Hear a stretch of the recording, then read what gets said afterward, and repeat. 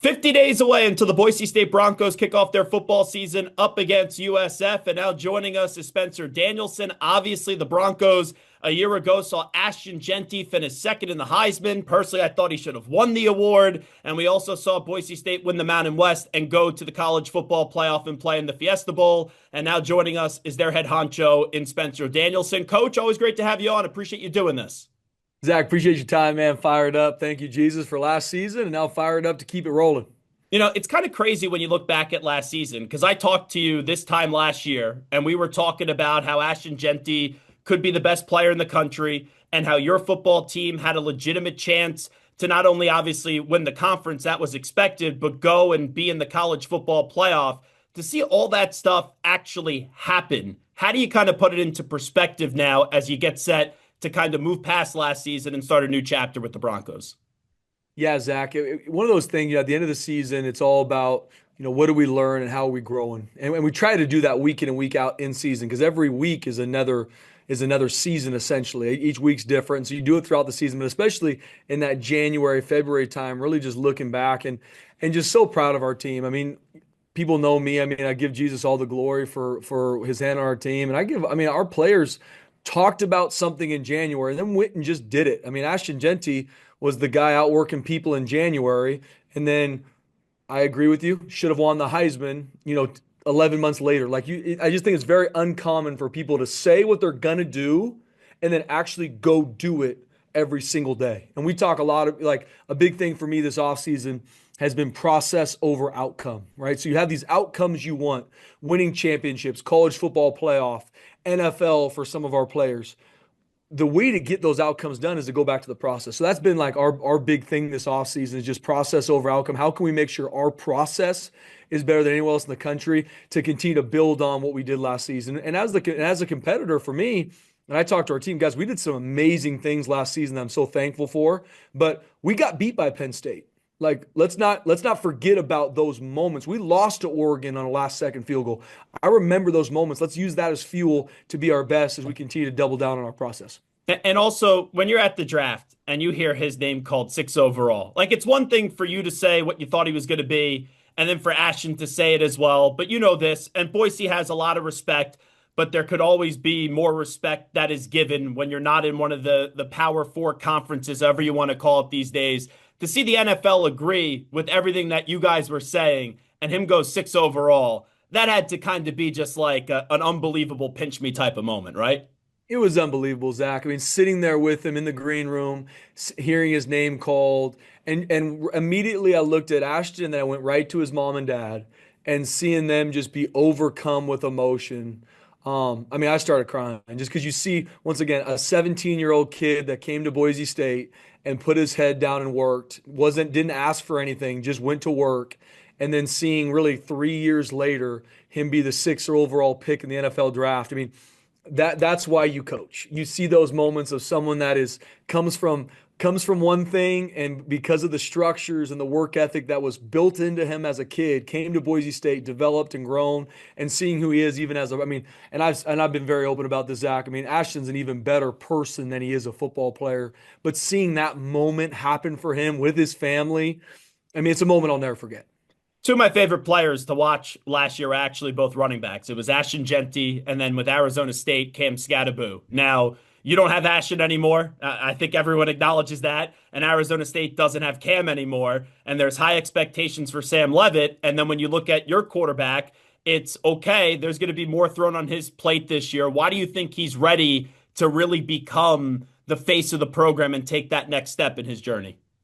Yeah, Zach. Maddux Madsen is an elite competitor. That's who he is. Since he's come to Boise State, he's consistently just beat out quarterback after quarterback. And I can go down the list of quarterbacks he beat out because he doesn't worry about things he doesn't control. He focuses on his work.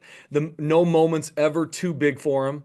He's a quiet, calm, just cutthroat competitor. He's the guy that you want on your team if you're out playing, chess or checkers or throwing cornhole. He's that kid that he's just He's a guy that our team will continue to rally around because he's that competitor because he preps that way. I mean, he's the guy that will live in the film room. He'll know exactly what a defense is doing. He always puts us in the right situation. I mean, we were one of the top offenses in the country in regards to giving up sacks, one of the top offenses in the country in regards to being efficient on first, second down. That's Maddux Madsen, one of the top in the country in regards to takeaways. So that's because he makes smart decisions with the football. And now him being able to step off his sophomore campaign into his junior year, I think Maddux Madsen is going to be one of the top quarterbacks in the country. And there is going to be more put on his plate. Now, we are still going to run the football. I mean, I believe that running the football is the mentality of your team. Like, we are going to run the football. We've got a really good stable of running backs. Sire Gaines being one of them, Malik Sherrod, Breezy Dubar, Dylan Riley. I mean, we got some running backs that I'm not saying they're Ashton Jeanty at all, but I'm excited for them to step in to be the best version of themselves this year. But Maddux Madsen is going to have a really good junior campaign. He's an elite competitor. Excited for him to continue to grow in that way. Spencer Danielson here with us. So you told us everything about Ashton Jeanty this time last year. The player I'm most intrigued about is up front, Cage Casey, because that's another guy on the offensive line with his past. If he takes that next step this year or just continues what he's doing, if we're being honest, that could be a first round pick next year when we're talking. Yeah, absolutely. I mean, I really do believe if Cage continues to grow and develop the way he has, he'll be a first round pick next April. Very similar to Ashton in regards to the way he's wired.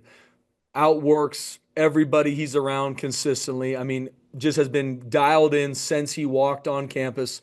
He is married. He's focused on the right things. I mean, he is football. He's a believer. And that's what he does. You know what I mean? He's not this guy that's into all these other things. Like, he is dialed in on his process. And you talk about a guy that's even stepped up in a major way in regards to his leadership for our entire team, because Cage not only does it on the field, he's also the guy that lives that way off the field, and he's bringing our team with him.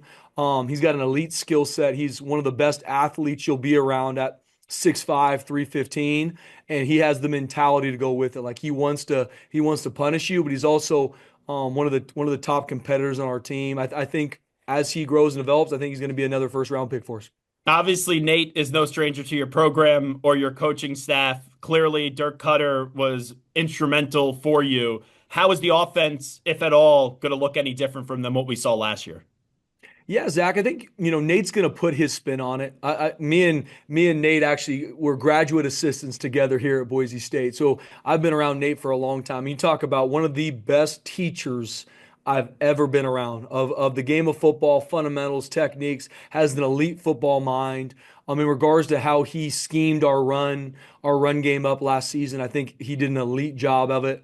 And seeing him now put the entire offense together and put his spin on it, I'm really excited for our offense. And for me, it's all about our playmakers. Like, I want to get the ball in our playmakers' hands and then let them go do the rest. That's what I told them. I said, identity-wise, I want to run the football. I want to be balanced, and I want to make sure that we are giving our playmakers the ball. However that looks like, that's him, and we have an elite offensive staff. I think we were one of the few coaching staffs in the country that really didn't lose any coaches. I mean, Dirk Cutter's still a senior analyst on our staff. We hired Zach Hill to coach our quarterbacks, who does an elite job.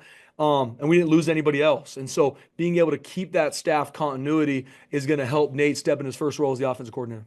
Spencer Danielson here with us for a few more minutes previewing the Boise State Broncos season. So last year, right, it's three players that from afar we really talked about. It was your quarterback, Maddux Madsen. Obviously, it started with Ashton Jeanty, and then Ahmed Hassanin as well, who ended up getting drafted by the Detroit Lions. I think that's a perfect fit with Dan Campbell. And it's kind of funny. I knew Jaden Virgin Morgan had a really good season last year. I didn't realize and remember that he had 10 sacks. Like, his ceiling, just because we were paying attention to so many other players last year, has to be like through the roof, right? When you look at him. Through the roof. I mean, I think he's one of the best returning edge players in the country. And Coach Jabril Frazier coaches our edge. I think he does a phenomenal job. He played here at Boise State. He's an alum. I mean, both Ahmed and Jaden Virgin Morgan were both first team all conference. I mean, Jaden had 10 and a half sacks. And you talk about the amount of relentless QB pressures he had last year that maybe don't go on the stat sheet, but directly affect a quarterback in a game. He's a relentless competitor. I tell people, if you want to know more about Jaden Virgin Morgan, watch a game. Don't just watch highlights. Watch how he plays on the backside. Watch how he plays the run. Watch how he plays downs 1, 2, and 3, not just when he gets sacks on the quarterback. A guy that's also similar to Cage and Maddux, just also continue to step up in his leadership of this team. I think he could be one of the best edge players we've had here as he continues to grow and develop. And he's going to be a player that a offense has to have an answer for because he's relentless. Obviously, Spencer Danielson, there's a lot of changes going on in college football. You guys are going to the new look, revamped Pac-12 next year. The college football playoff format is expected to change. I think it's going to go to 16 teams.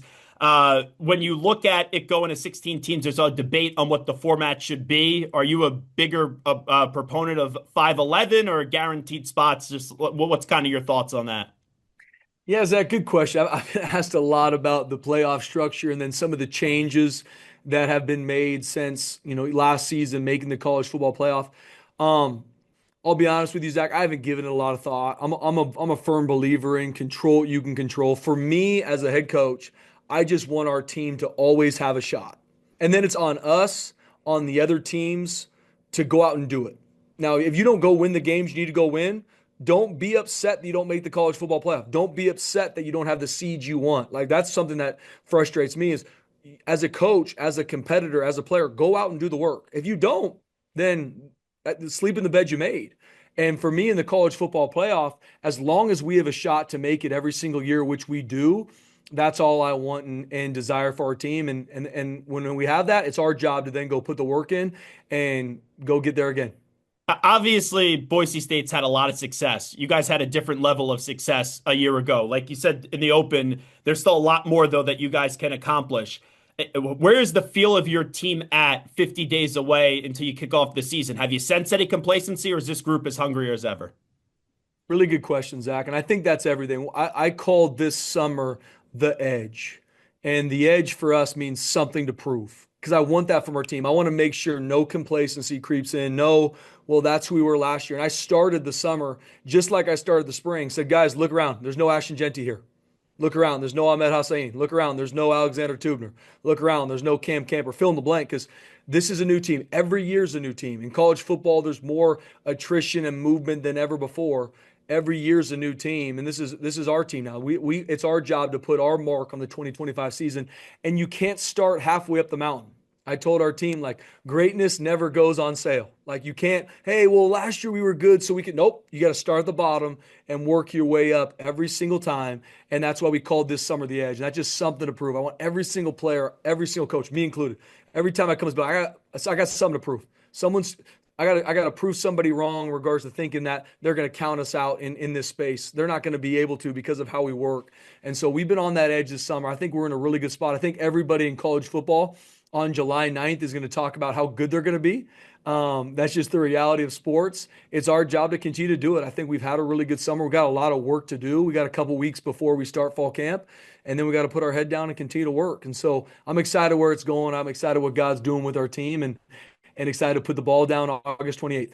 I've only been to Notre Dame once. I was fortunate enough when I was covering the Temple Owls to be able to call the game. I think it was Matt Rule's first game as the head coach at Temple, and it was an unbelievable experience with the tradition that is associated with Notre Dame. I know there's a lot on your plate and there's a lot of games before you get to Notre Dame on October 4th, but just real quickly, give me a little taste. That's got to be unbelievable going there and playing in a game.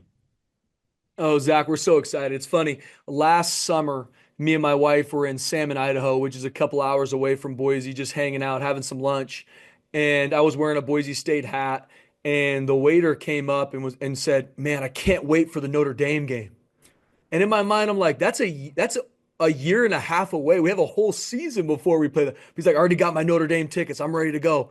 That's just how much that game means to this community, this team. And even for me as a sports fan, Got so much respect for their program, Marcus Freeman, for what they did last season and for what they've done for years, and for our team to be able to go play at Notre Dame against one of the best teams in the country. I mean, that's why you come to Boise State. You come to Boise State to compete in those games and compete to win. And that's what we're excited to go do. Well, Coach, good luck. Enjoy the rest of the offseason. We're gearing up and counting down the days, 50 days until your team kicks the season off once again. Appreciate the time as always. Zach, appreciate you, man. We got to get you out to the blue.